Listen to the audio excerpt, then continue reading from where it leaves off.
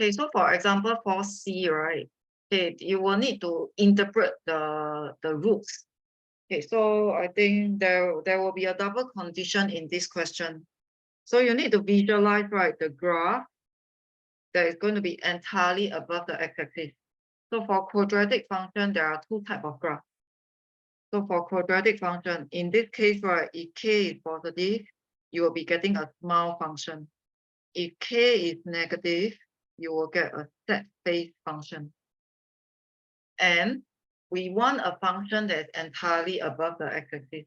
So only a small phase function can be entirely above the x-axis. So we will conclude that, right, for this one, this is a minimum graph. So this is going to be a minimum graph because only a minimum graph can be entirely above the x-axis. Okay, so that is already one condition.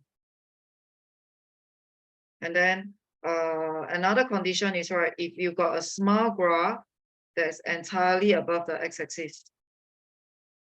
Okay, the graph doesn't have intersection with the x-axis.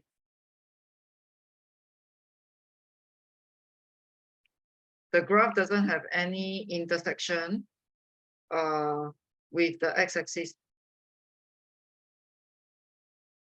Meaning, right, it actually has no roots.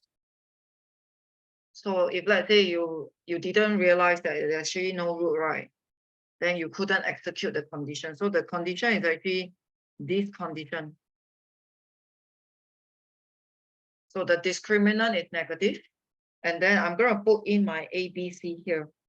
So my A is K, my B is -6, my C is 3. So I'm going to put in my condition, my A, B, C.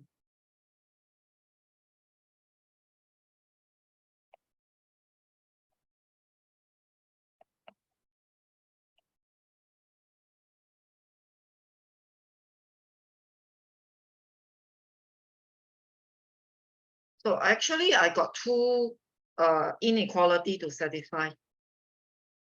So I actually got two inequality to satisfy. So I got two inequality to satisfy, and how do I satisfy, right? I need to combine them. So I need to combine them on a number line.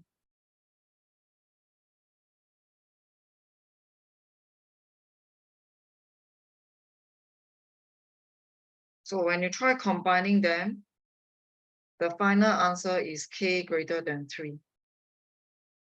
So some people, you may get the k greater than 3 without the first condition. So by right, it's not right. So the part of the theory will be you must recognize that it's a minimum graph. You must be able to recognize that only a minimum graph can be entirely above the x-axis. And because it's a graph that's entirely above the x-axis, right? There's no x-intercept. So in a way, right, no intersection, right, also means no x-intercept. So that's why there are no roots. And because of no roots, that's why the discriminant is negative.